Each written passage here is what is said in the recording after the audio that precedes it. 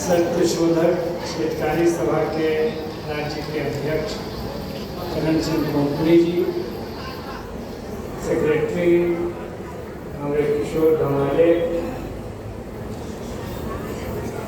लीला ताई भैवी, यशवंत जी, रणजीत गावित, शीतल गावित, आरती गावित, रामलाल गौरी, लीला भाई मोहित, पवित्रा भाई सुनावड़े, दिलीप गावित, विक्रम गावित, मिश्री लाल पवार, हमारे बहुत ही सम्मानित अखिल भारतीय किसान महासभा के राष्ट्रीय उपाध्यक्ष, महाराष्ट्र श्रमिक हितकारी संगठन के अध्यक्ष सुभाष काकुस्ते, कांग्रेस प्रतिमा, और इस विशाल जनसभा में उपस्थित मजदूर, किसान, आदिवासी, महिलाएं, नौजवान, बुद्धिजीवी मित्रों, पत्रकार बंधुओं, आप सबको मेरा सलाम, नमस्कार, आदाब। जब जब मैं यहाँ आता हूँ तो नई ऊर्जा लेकर के जाता हूँ। ये धरती ज्योतिबा फुले की धरती है, डॉक्टर भीमराव अंबेडकर की धरती है, सावित्री बाई फुले की धरती है, शिवाजी महाराज की धरती है, साहू जी महाराज की धरती है, जिसने हिंदुस्तान को बहुत कुछ दिया है। और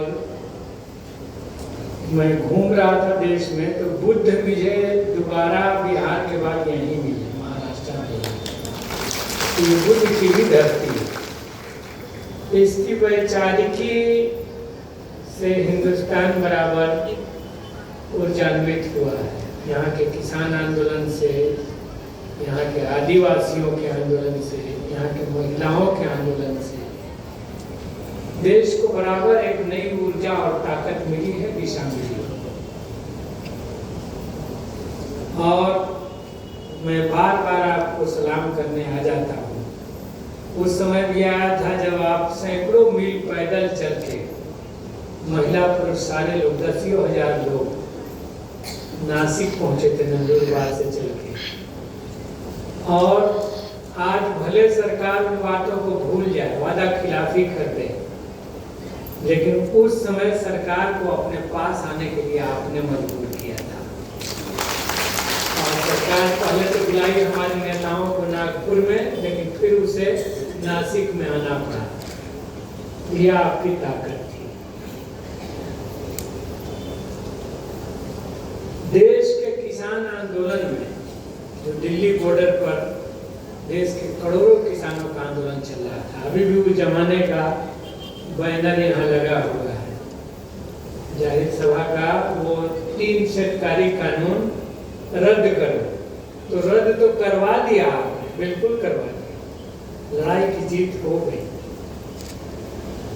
तो उस किसान आंदोलन से आप सीधे तौर से जुड़े रहे और उसकी जीत में आपकी बड़ी भूमिका है। जो उस आंदोलन के दरमियान जो तीसरा भारत बंद था और जो निर्णायक भारत बंद था, जो देशव्यापी था, उसकी अगुवाई मुझे कहने में कोई संकोच नहीं है, महाराष्ट्र के मजदूर, किसान, आदिवासी महिलाएं कर रहे थे। एकदम सीधा सा। और इतना ही नहीं, उस योगदान को कैसे भुलाया जा सकता है। अभी उसके बाद चुनाव हुए, लोकसभा के चुनाव हुए, तो बिल्कुल देश के किसान आंदोलन ने देश में राजनीति को बदलने में, इंडिया गठबंधन को ताकत देने में बड़ी भूमिका निभाई, बड़ी भूमिका निभाई। उस समय तो किसानों को दिल्ली बॉर्डर से अंदर नहीं घुसने दिया गया था, आप सब जानते हैं। कील ठोक दिया गया था, हाईवे में खाइयां खोद दी गई थी, कटीले तार लगा दिए गए थे। किसान दिल्ली में एंटर नहीं करें, प्रवेश नहीं करें। देश के किसानों ने ये पासपोर्ट दे दिया पार्लियामेंट में जाने का, तो अब क्या करें? उस समय तो दिल्ली में घुसने नहीं दे रहे थे, अब तो पार्लियामेंट में घुस गए।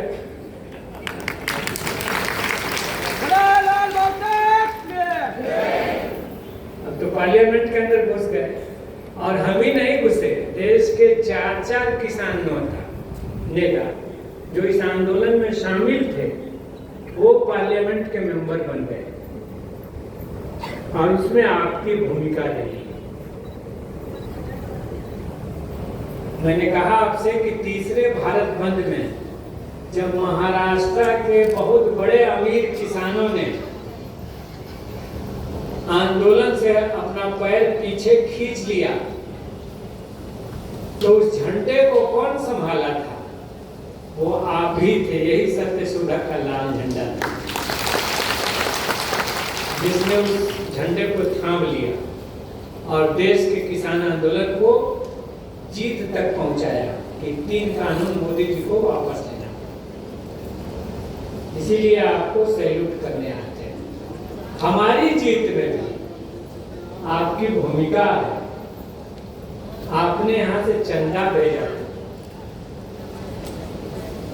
10-10, 20-20 रुपया करके। तभी मैं पूछ रहा था किशोर जी से, और किशोर जी को भी सैल्यूट करने में आया। वो अभी बीमार है, उनको यहाँ नहीं रहना चाहिए था। मैंने फोन पर भी कहा था कि आप हॉस्पिटल से मत आइए, लेकिन आपका मोहब्बत, आपका संघर्ष उनको अलग नहीं रहने देता। लेकिन थोड़ा आपको जबरदस्ती भी करनी पड़ेगी। इनको पार्टी का डिसिप्लिन मानना है, इलाज में गंभीरता बरतना है, ध्यान देना है उसको। तो खैर, मैं ये कह रहा हूँ कि आपने चंदा करके भेजा था, तो इस जीत में आपके योगदान की भूमिका है। और इसीलिए इस बार CPI-ML ने भी तय किया है, हम इंडिया गठबंधन के हिस्सा हैं। बिहार में इंडिया गठबंधन ने हमें सहयोग दिया इस जीतने में। राष्ट्रीय Janata Dal, Congress, CPI, CPM, India गठबंधन के हमें सभी घटकों की बड़ी भूमिका रही। भाकपा माले के साथ तालमेल से उनको भी मदद मिला। कई सीटें जो वर्षों से नहीं जीत रहे थे, पाटलिपुत्र की सीट, जहानाबाद की सीट, औरंगाबाद की सीट, काराकाट की सीट, जो वर्षों से 3-3 बार के चुनाव से NDA के खाते में चला जा रहा था, इस बार भाकपा माले से जब पूरा तालमेल हुआ तो मगध और शाहाबाद, उस पूरे इलाके में सभी की सभी सीटें इंडिया गठबंधन जीत गया। कहीं राष्ट्रीय जनता दल जीता, कहीं भाकपा माले जीती, कहीं कांग्रेस जीती। तो इस एकता से लाभ हुआ। तो उस भाकपा माले ने यह तय किया कि सत्यशोधक कम्युनिस्ट पार्टी यहां से या और कहीं से अगर उम्मीदवार खड़े करेगी तो सबसे पहले हमारा समर्थन उसको होगा। और एक बार नहीं, दर्जन बार हमारे नेताओं को आने की जरूरत होगी, आपको सहयोग करने की जरूरत होगी, और तन से, मन से और धन से, तीनों से मदद किया जाए। और सागरी सीट पर आपका हक बनता है। हम पूछना चाहते हैं इंडिया गठबंधन के लोगों से भी कि छत्तीसगढ़ और उड़ीसा के आदिवासियों का बहुमत वोट, अल्पमत की नहीं बात कर रहा, NDA के साथ चला गया, और महाराष्ट्र और झारखंड का इंडिया गठबंधन के साथ आया। इसके क्या कारण है?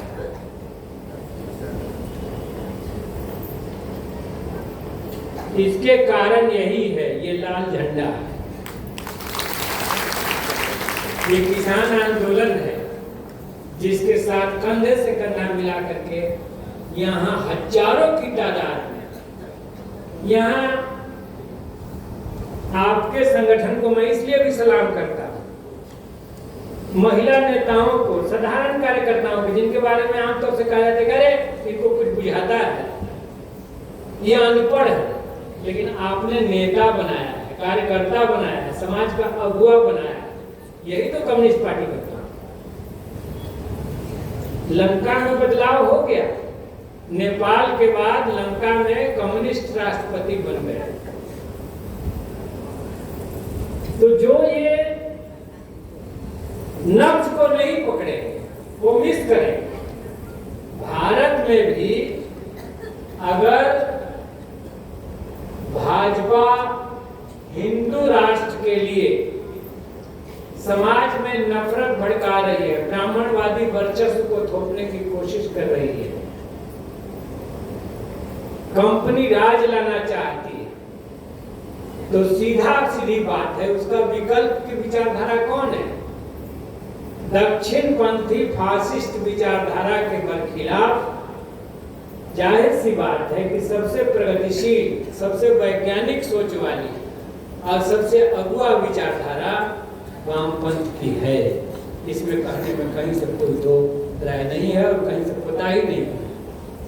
हम संकीर्ण नहीं है, हमने देश में भी बड़ी एकता बनाई, एकता ही नहीं बनाई बल्कि उस एकता को हमने कहा कि कंपनी राज वन, यानी ईस्ट इंडिया कंपनी के राज में, अंग्रेजों के राज में अगर कंपनी राज थोपने की कोशिश थी तो उस समय जिन ताकतों की एकता थी, कम्युनिस्ट, सोशलिस्ट और कांग्रेसी, फिर से इतिहास में जब कंपनी राज 2 लाने की कोशिश हो रही है तो फिर से उन तमाम ताकतों की एकता, कम्युनिस्ट, सोशलिस्ट और कांग्रेस, उसकी हो रही है। इंडिया गठबंधन भी यही है। इसको हमने, तो वही मैं कह रहा हूं कि हम संकीर्ण नहीं है, हम केवल लाल झंडे की बात करने वाले नहीं। हमने किसान आंदोलन में लाल झंडा, हरा झंडा, पीला झंडा, नीला झंडा, सबके साथ एकता बनाई। जो कोई भी किसान के पक्ष में लड़ रहा है, जो कोई भी बटाईदार के पक्ष में लड़ रहा है, जो कोई भी आदिवासी दलित के पक्ष में लड़ रहा है, जो कोई कॉर्पोरेट राज के खिलाफ है, उन तमाम ताकतों की एकता पहले तो किसान आंदोलन में बनी, इंडिया गठबंधन की एकता तो उसके बाद बनी। ये इतिहास का सच है। इसीलिए एक तरफ हम अपील भी करेंगे इंडिया गठबंधन के महाराष्ट्र के नेताओं से, महाराष्ट्र अघाड़ी या अन्य तमाम लोगों से, कि अगर हमें महाराष्ट्र में भी भाजपा को निर्णायक शिकस्त देना है तो यहाँ लाल पक्ष की ताकतों को जितना हो सके अधिक से अधिक ताकत दीजिए। इसकी ताकत का बढ़ना आपकी ताकत का बढ़ना है, ये उनसे हम अपील करेंगे। लेकिन आपसे भी एक अपील करेंगे, आपसे अपील ये करेंगे कि हक भीख मांगने से नहीं मिलता है, वो लड़ के लेना पड़ता है। 15,000 वोट आप अकेले पिछली बार लाए थे, इस बार यहाँ हजारों कार्यकर्ता है, महिला और पुरुष, सबको पिछली बार अगर आपने 1 वोट दिया था तो इस बार हर को 100 वोट और बढ़ाने का जिम्मा लेके यहाँ से जाना है।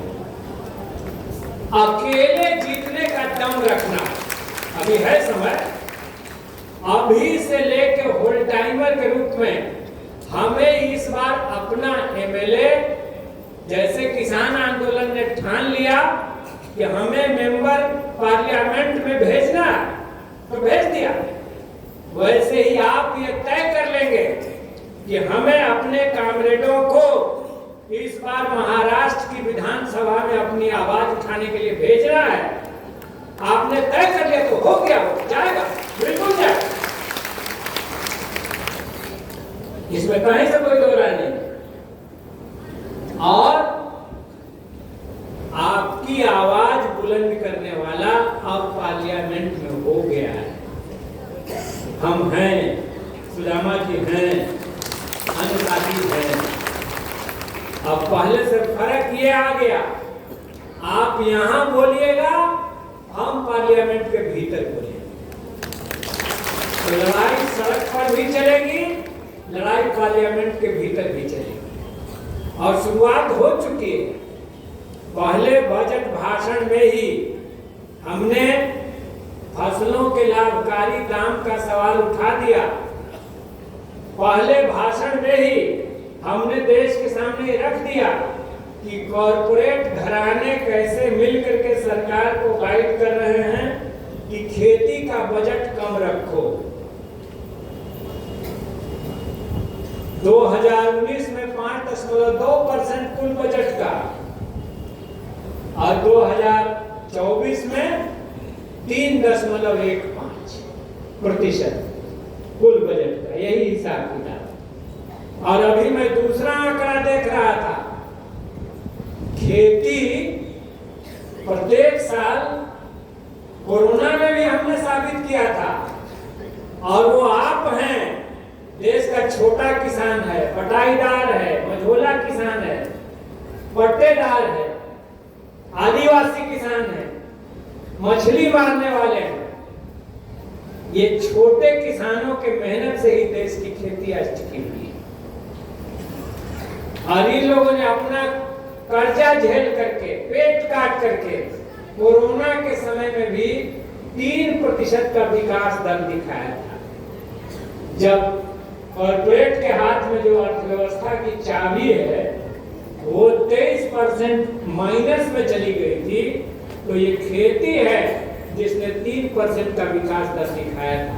और अभी 23-24 का आंकड़ा जारी हुआ है रिजर्व बैंक ऑफ इंडिया का, 2 लाख करोड़ रुपया कृषि क्षेत्र से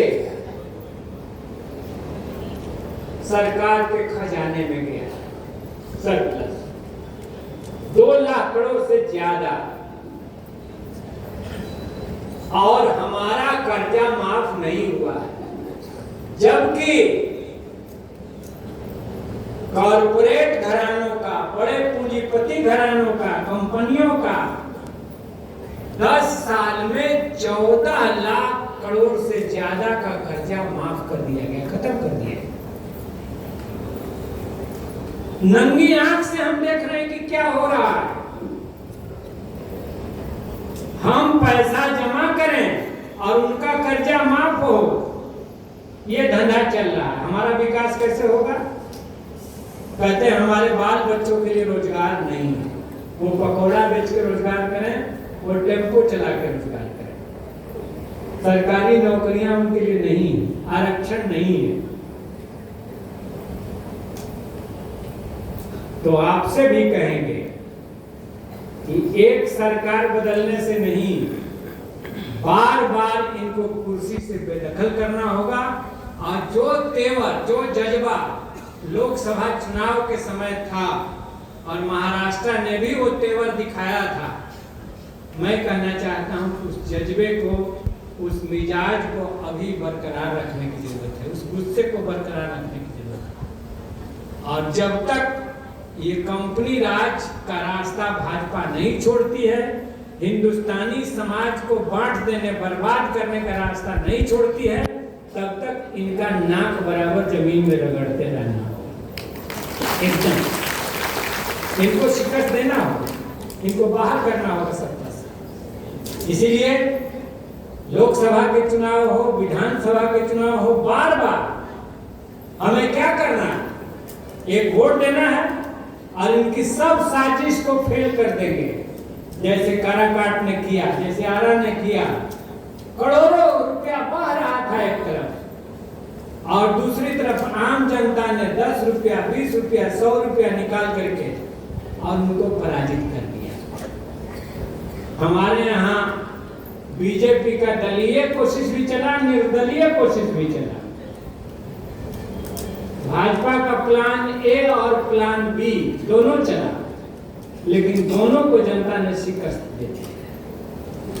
और 1 लाख के ज़्यादा मार्जिन से हमें इंडिया गठबंधन की तरफ से जिता दिया CPI ने। 1 लाख से ज़्यादा वोट। तो इसलिए हम कहना चाहते हैं कि आप मालिक, जो ये कोशिश हो रही है कि देश की जनता का जो डॉक्टर भीमराव अंबेडकर ने जो संविधान में अधिकार दिया था, उस संविधान को जो बदल देने की, उसकी आत्मा को बदल देने की जो कोशिश और साजिश चल रही है, लोकतंत्र को खत्म कर देने की जो साजिश चल रही है, जनता ने चुनाव में इसको पकड़ लिया कि ये हम नहीं होने देंगे। और इसीलिए भाजपा को ये 400 पार का नारा दे रहे थे और 1-2 जगह इनके उम्मीदवारों ने 400 पार का मतलब समझाया। 400 पार का मतलब है कि 400 पार से सीट ज्यादा आएगा तो संविधान बदलने में सुविधा होगी।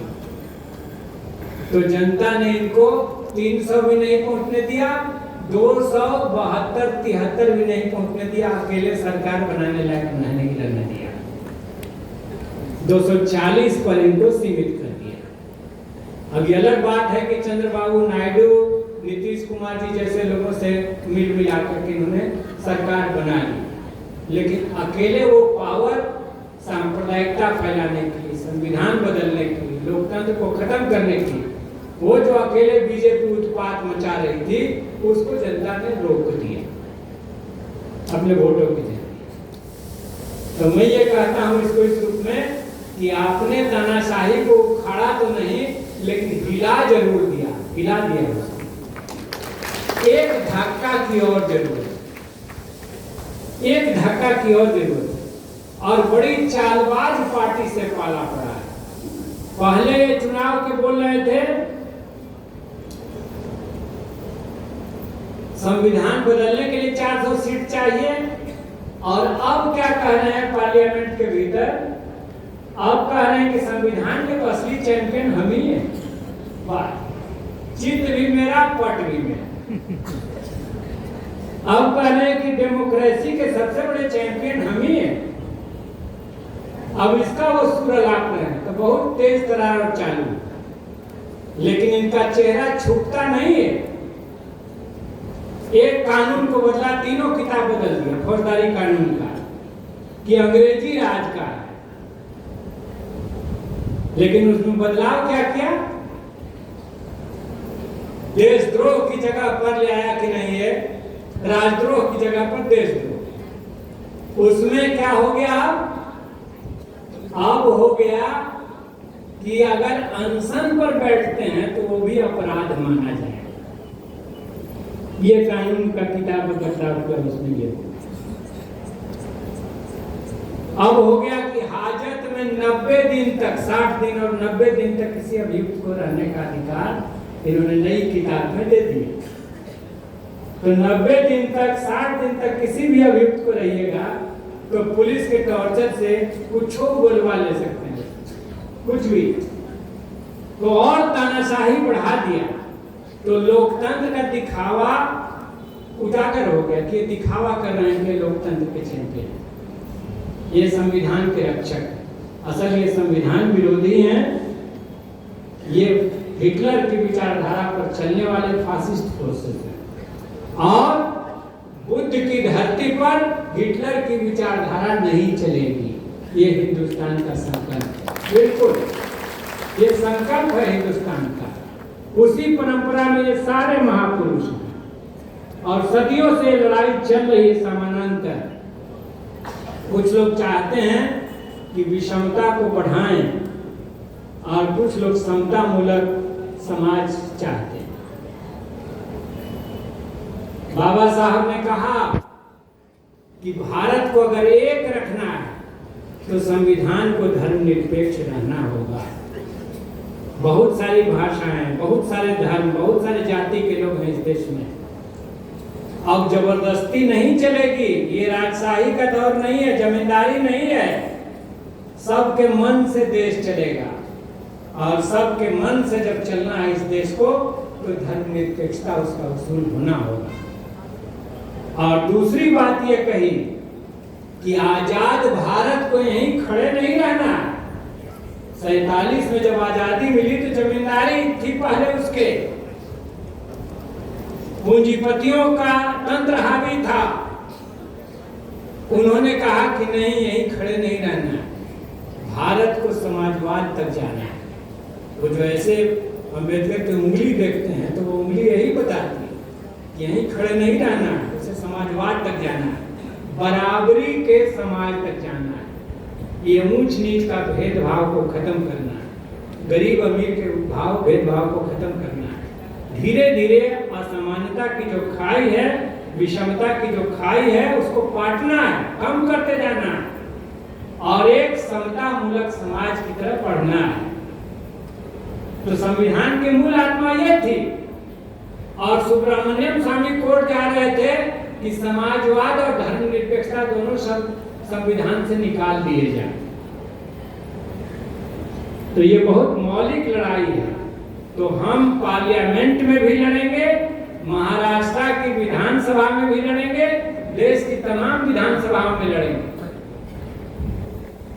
संघर्ष चलेगा, अभी संघर्ष फटियाया नहीं है, इसलिए गुस्सा को कम नहीं होने देना होगा, संघर्ष के तेवर को कमजोर नहीं होने देना होगा। जैसे आपकी मुट्ठियां यहाँ बंधी हुई जोरदार ढंग से, तो मुझे आशा और भरोसा है कि ये और आंदोलन तेज होगा। और मैंने आपको कहा कि आपने हिंदुस्तान को प्रेरित किया है। आपने अब बिरसा मुंडा का फोटो लगाया, भगवान उनको कहते हैं, भगवान बिरसा क्यों लगाया है?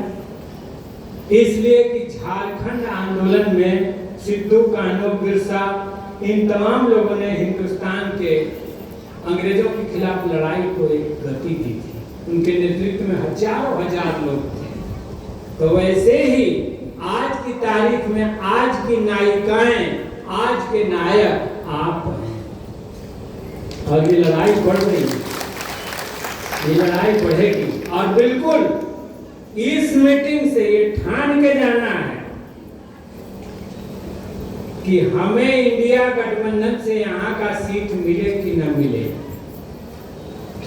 हमें यहाँ से सत्य शोधक कम्युनिस्ट पार्टी का अपना एमएलए जो हमारे साथ संघर्षों में रहता है, खेतों खलिहानों में रहता है, जंगलों में और पहाड़ों में रहता है, उस कैंडिडेट को, उस आदमी को, उस संघर्षशील व्यक्ति को हमें इस बार महाराष्ट्र की विधानसभा में भेजना है, ये संकल्प लेके जाना है।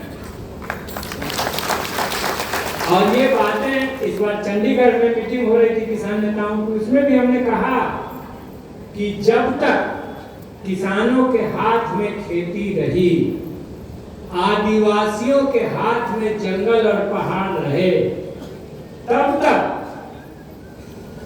हर पेट भोजन मिलता रहा, साफ हवा और साफ पानी मिलता रहा।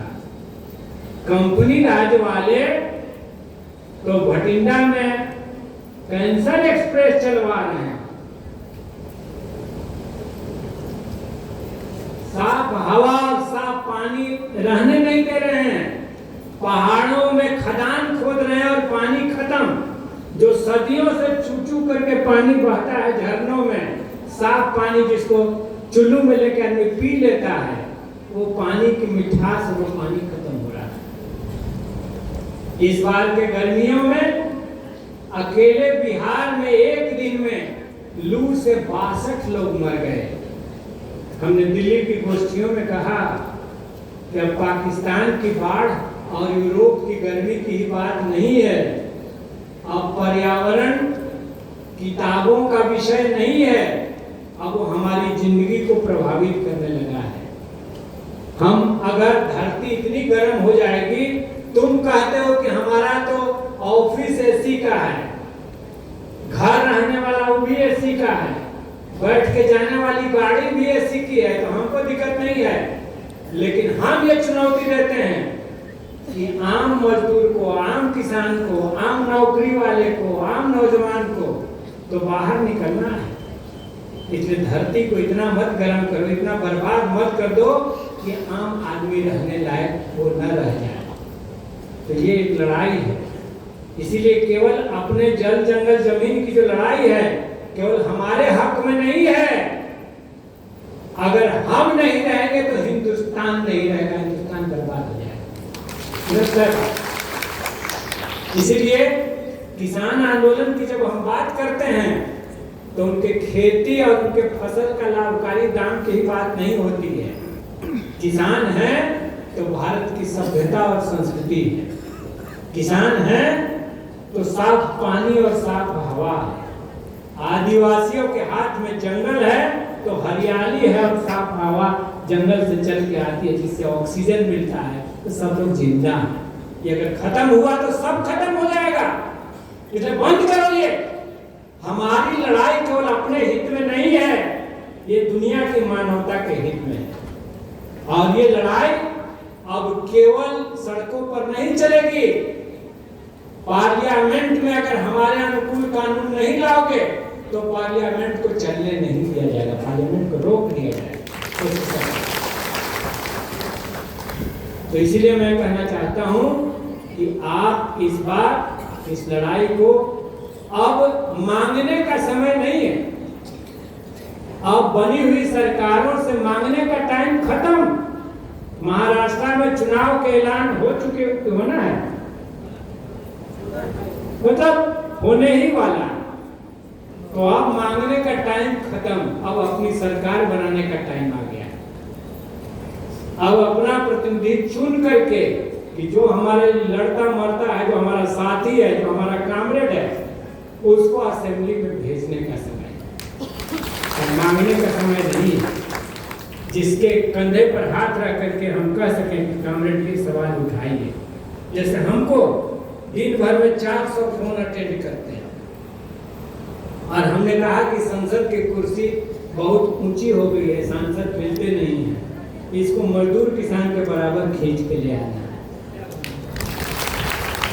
अब वो कुर्सी आई है और उसकी तबाही है, परेशानी है, वो हमें झेलना, वो अलग बात है। लेकिन आज वहां की जनता का कामरेड हिंदुस्तान के पार्लियामेंट में, और मैंने कहा आपसे, मैं आपको ये अधिकार दे रहा हूं कि हम आपके भी सांसद हैं, तो काराकाट के सांसद नहीं हैं। इसलिए जो सवाल आपके होंगे उन सब पर पार्लियामेंट में बहस की जाएगी, सवाल उठाया जाएगा। वो जंगलों के सवाल हों, खेती के सवाल हों, मजदूरी के सवाल हों, महिलाओं की मान प्रतिष्ठा के सवाल हों, नौजवानों के रोजगार के सवाल हों, महंगाई के सवाल हों, कोई सवाल, उन सारे सवालों पर मोदी सरकार के खिलाफ लड़ाई होगी और जम के लड़ाई होगी। मैं इन्हीं शब्दों के साथ एक बात समाज के मध्य वर्ग से कह करके अपनी बात खत्म करेंगे। ये पार्टी जरूर मजदूरों की, आदिवासियों की, गरीबों की हिमायत वाली पार्टी है, लेकिन आज जो संकट है देश पर, सांप्रदायिकता का, समाज को तोड़ देने का, महिलाओं के साथ क्या हो रहा है मणिपुर से लेकर उत्तर प्रदेश तक के सब जगह आप देख रहे हैं। पहले चोर की तरह लोग मुंह छिपाए रहते थे, लेकिन आज बलात्कारी सीना ठोक के कह रहे हैं, उनके पक्ष में जुलूस निकाले जा रहे हैं भाजपा के जरिए। ऐसा माहौल बना दिया गया है। तो इस संपूर्ण बातों के लिए मध्य वर्ग को भी लाल झंडा थामना पड़ेगा। आइए, आपका स्वागत है। हम थोड़ा सा भी आपके साथ कोई दुराव करें, आपके सवाल को न उठाएं, आपके साथ कामराडाना व्यवहार में थोड़ा सा भी चूक करें तो फिर कहिएगा। लेकिन आपको भी इस कम्युनिस्ट पार्टी को आत्मसात करने की जरूरत है। इस बार झारखंड में एक बड़ी एकता हुई जिसकी देश में बहुत चर्चा है। आदिवासियों की बात करने वाले, कोयला मजदूरों की बात करने वाले झारखंड आंदोलन को कम्युनिस्ट पार्टी के साथ और कम्युनिस्ट पार्टी के आंदोलन को आदिवासियों के साथ जोड़ने वाले कॉमरेड ए.के. राय, मार्क्सिस्ट कोऑर्डिनेशन कमेटी, कि पार्टी का भाकपा माले में विजय हुआ। दोनों पार्टियां 21 नवंबर। तो हमने नारा दिया था, हमारे महासचिव ने युवा संगठन के सम्मेलनों में, कि आज जो नया भारत बनना है तो नए भारत के वास्ते भगत सिंह अंबेडकर के रास्ते। और मैं देख रहा हूं कि आज कल बीच के तारीख में हो सकता है कि वामपंथी आंदोलनों में, दलितवादी आंदोलनों में, अम्बेडकरवादी आंदोलनों में कुछ दूरी रही है, लेकिन आज जब देश पर सांप्रदायिक फासीवाद का खतरा है, हिंदू राष्ट्र बनाने की साजिशें कुछ ताकतें कर रही हैं, वर्चस्व का समाज बनाना चाहती हैं, तो समता समानता को मानने वाली जो भी ताकतें हैं उनके बीच मजबूत एकता का समय आ गया है। और कम्युनिस्ट पार्टियों में भी एकता की जरूरत बढ़ गई है। भारत के उत्तर से लेकर दक्षिण तक लाल झंडे की बयार बह रही है।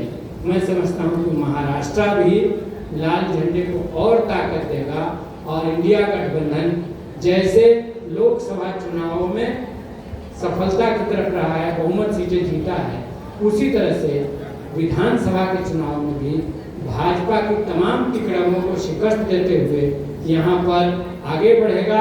उसमें सत्य शोधक कम्युनिस्ट पार्टी की बड़ी भूमिका होगी। इन्हीं शब्दों के साथ आपने मेरा जो स्वागत किया उसके लिए धन्यवाद देते हुए, शुक्रिया अदा करते हुए मैं अपनी बात समाप्त करता हूँ।